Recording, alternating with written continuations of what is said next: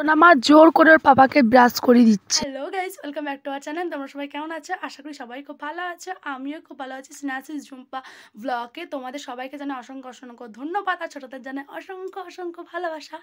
তো আমার একটা ব্লগ স্টার্ট করেছি আজকে, যেহেতু সোমবার। তো রান্নাবান্না আজকে মোটামুটি কটা বাজবে তোমাদেরকে আমি দেখাচ্ছি, দাঁড়াও। এখন তোমাদেরকে আমি দেখাচ্ছি যে এখন কটা বাজে। তো এই দেখো, এখন বাজে হলো যে 11টা 53। তো তোমরা দেখতে পাচ্ছ কিনা জানি না। তো আবার বন্ধ হয়ে গেল, এই দেখো। তো এটা তোমাদের দাদা ভাইয়ের ফোন। তো এখন 11টা 53 বাজে। তো এই সময়তে আমি ব্লগটা স্টার্ট করেছি। সকালবেলা থেকে তো টাইম পাইনি, কারণ সকালবেলাতে আমাদের এমনি একটু দুর্গাপুজো চলে এসছে। তোমরা তো সবাই জানো দুর্গাপুজো চলে এসছে। তো মা আসছে, তো মহালয়া হয়ে গেছে কালকে। তো মহালয়ার দিনকে একটা ভিডিও আমি আপলোড করব। তো এখনও পর্যন্ত করিনি, তো ব্লগটা দেখবে।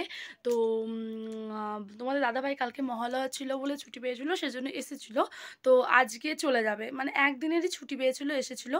তো আজকে যেহেতু চলে যাবে, সেহেতু মানে আমি এবার রান্নাবান্নাটা তাড়াতাড়ি বসিয়ে দিচ্ছিলাম। এবার তারপর ওপর ঝাড়াঝুড়িও করছিলাম, সেই জন্য আর সকাল থেকে কোনো ব্লগ স্টার্ট করা হয়নি।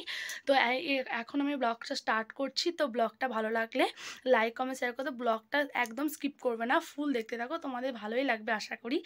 আমি তো তার চলো। জন্য সকাল সকালই রান্না করে চাপিয়ে দিয়েছি, কারণ সোনামার বাপি আসতে খেয়ে যাবে, সেই জন্য আমি তাড়াতাড়ি করে রান্না চাপিয়ে দিয়েছি আজকে। আর যেহেতু দুর্গাপুজো চলে এসছে, কিছু কিছু ঘর ঝাড়াও হচ্ছে, তো আজকে তেমন কিছু রান্নাবান্না করিনি। আজকে ডিমের ঝোল করব, ঢ্যাঁড়স দিয়ে আলু দিয়ে ডিম দিয়ে ঝোল করব। আর বাপি আর তোমাদের দাদাভাই যেহেতু ডিম খায় না, সেই কারণে ওদের নিরামিষ মানে ছানা রেখে দিয়েছে, ছানার তরকারি টাইপের করে দেবো। এটাকে ঢ্যাঁড়স বা ভেন্ডি, তোমাদেরকে কোথাকার কী ভাষা বলে আমি জানি না, কিন্তু আমাদের এখানে সবাই ঢ্যাঁড়সই বলে। তো তারপরে দেখো শাক ভাজা করেছি। তোমাদেরকে তো বলেই দিলাম যে ছানার ঝোল করব আর ডিমের ঝোল করবো আলাদা আলাদা করে। কি করছো বাবা তুমি? এটা কি? এটা কি? কি করে কি করে ব্রাশ? ওটা দেখি, ব্রাশটা একবার দেখি। এদিকে তাকাও, এদিকে তাকাও, এদিকে ঘোরাও, এদিকে ঘোরাও। বাপি আসছে, বাপি আসছে, বাপি আসছে, পাপা আসছে, পাপা পাপা। বন্ধ করো, বন্ধ করো, বন্ধ করো, পাপা আসছে। বাপি আসছে এক্ষুনি, হয় দা, এক্ষুনি আসছে, হয় দা। বন্ধ কর তুই আগে, ঝটপট বন্ধ কর দে।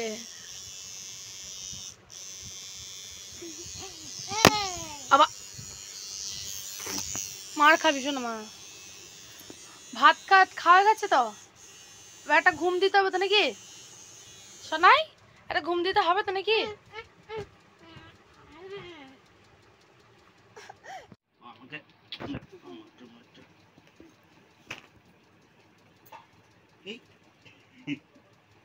আবার ব্রাশটা পেয়ে গেছে।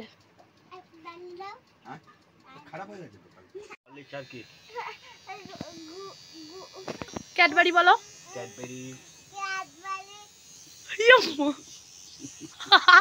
ও যদি দাঁত বাঁধে না, তোমার দাঁত দুদিনে ছিঁড়ে দেবে, ভেঙে দেবে। শুনেছ? হ্যালো গাইস, তো আমি একটা সকালে ব্লগ স্টার্ট করেছিলাম। তো এই ব্লগটাতে মানে যেটুকু পেয়েছি আমি শেয়ার করেছি, তারপর থেকে আর কোনো কিছু শেয়ার করা হয়নি। তো আবার আবার সন্ধ্যা হয়ে গেছে। তো আমার বাপি যেহেতু কলকাতায় আসতে গেল, সেই জন্য তারপর না একটা ঘুম দিচ্ছিলাম, শরীরটা খারাপ করছিল, সেই জন্য একটু ঘুম দিচ্ছিলাম। তারপরে উঠেছি, সোনামাকে ও বাড়িতে দিয়ে এসেছি, তারপরেই তোমাদেরকে আবার আমি ব্লগে চলে এসেছি। তো ও বাড়ি থেকে সন্ধ্যে টন্ধে দিয়ে আসার পরই সোনামাকে দেখো পড়তে বসিয়ে দিয়েছি। যেহেতু বদমাসটা না আমার কাছে ছাড়াও কারোর কাছে বাড়িতে পড়তে বসে না, সেই কারণে এই দেখো ওকে পড়তে বসেছি। পড়াবো, তারপর যা হয় হবে। তারপরে দেখো পড়াশোনা করানোর সময় ওকে যে কত পরিমাণ বকতে হয় কি বলবো তোমাদের, মানে ভজ ভজ করে বকেই যাবে এটা ওটা করে, তারপর ওকে পড়াতে বসাতে হয়। তো বাচ্চাদেরকে তো ওইভাবেই পড়াতে হয়, তাই না? তো সেই জন্য আমি এই দেখো পড়াশোনা করাচ্ছি আর একদিকে বক বক বক বক করছে। মানে এত পরিমাণ দুষ্টু না, কি বলবো, মানে কিছু বলার নেই। মানে ওকে পড়াতে বসলে ও মনে হয় আমাকেই পড়িয়ে দেবে, এমন অবস্থা। তো তারপরে দেখো ওকে ও দুর্গা সাজবে বলে বসে পড়েছে। মুখটা দেখি, তো তোমাদের ওর সাজানোটা কেমন হয়েছে? আমি তো অত ভালো করে সাজাতে পারি না, আমি যেরকম যেরকম শিখেছিলাম সেই রকমই তোমাদেরকে দেখাচ্ছি।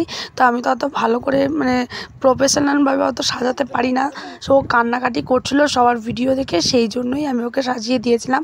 তো যেমন তেমন করেই সাজিয়ে দিয়েছি। তো ব্লগটা এইটুকুনি আজকের মতো, বাই বাই।